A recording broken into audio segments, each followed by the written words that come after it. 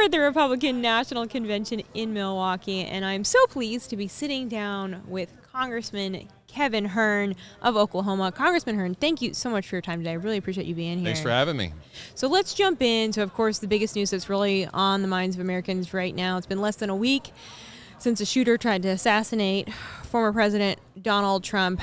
I know we're slowly learning more and more. More information is coming out about the Secret Service, what they had learned on the ground. What do we know right now? What have we learned within maybe the past 24 hours? What we know is it's catastrophic failure by the Secret Service to do the proper screening of the site. I called yesterday for Director Cheadle to resign. Her excuses for why they didn't have snipers on that roof that was literally 140 yards away with a direct line of fire toward the President of the United States, former President, going to be the new President, is inexcusable. Her excuse for that was the roof was too steep, and yet her counter snipers were on the roof of a building right behind the President with the same pitch. There were no drones in the area. Gross negligence on her part. And for once, President Biden needs to fire somebody for not doing their job, and she needs to go. Do you think she will step down? Oh, I don't think so, because President Biden has covered for everybody that's not done their job. You look at Mayorkas and the southern border when he said he's doing a great job, and now 10, 11, 12 million people have crossed the southern border. You look at our economy. The list goes on and on. He's never fired anybody. I don't think she's going to walk away from the government job, but she needs to go. What did you make of Trump's response in that moment? Well, I thought it was really in the presence of mind. I don't know that he knew in that instant that he almost lost his life. I don't think any of us did. Really, there were a lot of confusion, but for him to stand up, and his instinct was to stand up and tell the American people to continue fighting. I think he sees this as part of the narrative that the Democrats have tried to keep him from being in office, and he has been resolute in running for the American people since November 2022 when he announced he was running again. And I think you've seen more people rally. You've seen the polls even get wider between him and Joe Biden. This is what the American people see in Donald Trump, is a fighter for the United States of America and for the people in it. One of the greatest tragedies, of course, of Saturday was that an American citizen lost their life, Corey Caporatore. What would be your message to his daughters, to his wife, if you could sit down with them? Yeah, your husband and your dad is a great American patriot that was doing something that's protected in our First Amendment rights to go out and attend rallies for free speech. And, ultimately at the end of the day, our families matter more than anything. And, the fire chief protected his family. Who knows what would have happened had he not done that and lost his life instantly.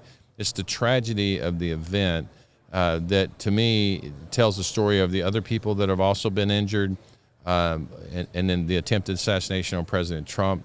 I go back, and I think the Secret Service director needs to leave. She needs to leave her office. Before that assassination attempt, it feels like the news cycle has moved at a wild pace over the past week. But before that, most of the news was really focused on President Joe Biden and his cognitive abilities following the debate. And with the Democrat National Convention just a month away, the question does remain, is Biden staying in the race or not? What do you think is going to happen? I don't know what Joe Biden's going to do, but you have to believe that the DNC wanted to see this test in front of all of America. That's why they set the debate prior to their convention, which is sort of historic in of itself, but also so far in advance that they had time. It's almost like this has been orchestrated by the Democrats to put this out there, have a debate, knowing that he would fail. It's almost as if they've been having this conversation with Joe Biden for a while about trying to convince him to step down because of his errors he's had in reading teleprompters incorrectly, turning around, shaking with ghosts, walking off the wrong end of the stage. The list goes on, stumbling, falling, saying things that he didn't know what he was saying. It's almost that they've been having this behind the scenes for a while. So they set the debate up, have him speak.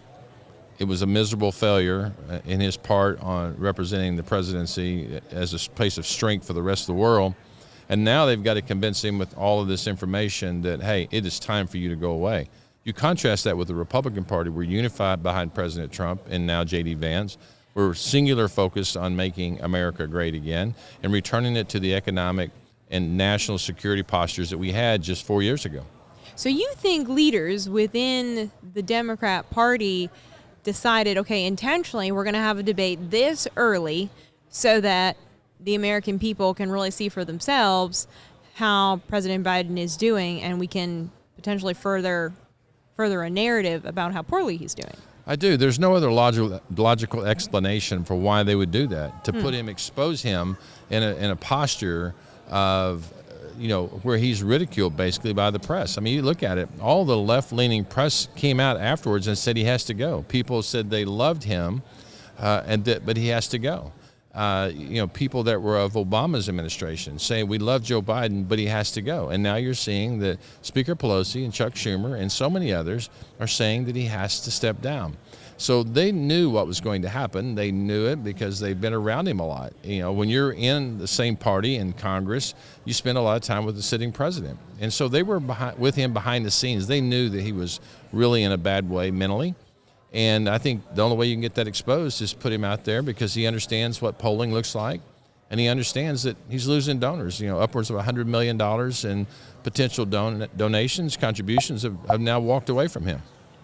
If let's assume for a minute that's accurate, that is what happened, do you think that the left-wing media outlets were clued in on that plan, the CNNs and the MSNBCs? Listen, they've been covering for him ever since he ran for the United States presidency, because they didn't ever call him out for sitting in the basement.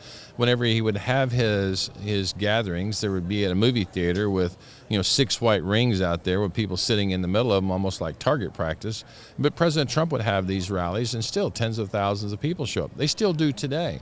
Joe Biden can't get a crowd unless he goes to where a crowd already is, like a union meeting. And so I think the Democrat Party knows that the run of Joe Biden is over. They have no confidence in Kamala Harris because she is worse than he as far as the favorability ratings and the confidence levels of the leadership. So they're in a posture right now where they've got to figure out who's going to be their next generation of leader. And I think that President Trump's selection of J.D. Vance sets in place a younger generation, a younger person that is just like Donald Trump, who believes in American people, believes in the American dream, and is willing to run with that for the rest of his time in politics. Any guesses, if Biden does choose to step aside, any guesses on who the Democrat candidate would be? Well, it's a unique situation, right? We're not talking about a Republican president that can have 8 years as a president, can only have 4. So the history is that the House flips. Whoever the president is, that party will change in 2 years. So they're looking at this, in my opinion, that they have to have 2 years to figure this out. Because in 2 years, your candidate, the Democrat candidate for the presidency in 2028, will be put forth. So if Joe Biden leaves, Kamala Harris fails, then that gives them 2 years to bring in a Gavin Newsom, a Gretchen Whitmer, a Josh Shapiro, somebody like that, to start the process of going out and meeting America, changing their message, moving closer to the middle. Shapiro's more to the middle than even a Gavin Newsom, but looking at who that candidate is going to be. And I think the era of Joe Biden and Kamala Harris is over. All right, well, let's talk a little bit about what a Trump administration could look like. If Trump does win the election in November, he has said on day one he's going to unravel Bidenomics. He's going to close the border. He's going to stop federal funding to schools that are promoting really far left woke ideology. Let's be generous. Let's give the president more than just one day. Let's give him maybe the first 100 days. What do you think we would see from a Trump administration? The second term being our 47th president, what would we see in those first 100 days, do you think? Well, we're working on that right now. As I chair the Republican Study Committee, one of the things we've done is gone out and worked on a 100-day plan, the things that we'd want to put forward under a reconciliation plan that we can get done with only Republican votes. The president will work on undoing some of the executive actions that Joe Biden has done. He will do those unilaterally. But once we get these policies put in place, we'll probably have 100 or so items, that's overwhelming. So we need to find the 5 or 6, 7 ideas, things we need to work on, and work to get 3 or 4 of those passed in the next 2 years. One will be creating a permanency with the tax code. the Trump tax code from 2017. Most of that is going away. Some of it's already gone away. It'll all go away at the end of next year. So we have to work on keeping that money in the American taxpayer's pocket. Also, we need to make sure we're working on America being the greatest place to do business around the world. We want manufacturing companies to come back here. We want other people to do business here, start jobs here, and so we can continue to grow our economy, because there's only one of three ways that you can fix our issue. One is you grow your way out of it. That's a big hurdle right now. The other is you grow your way out and you cut some things, some spending somewhere. That's one way, or the other is just cut everything, and that's not plausible. So President Trump knows we need to grow the economy. We need to have a growing, robust economy, people working off of government assistance because they have a great paying job, and that's what President Trump and J.D. Vance want. Are you optimistic for the future of our country? I've been asking many of our guests this. I am. I'm an eternal optimist. I'm also a realist of where we're at in the moment. If we don't elect President Trump, we're going to have a abysmal economy going forward. It's not going to get better. I mean, we're talking now, if you think about it, the Fed chairman sees success as less jobs being created, wages declining, and more people, out of work. And that's the only recipe to get a lower interest rate and lower inflation.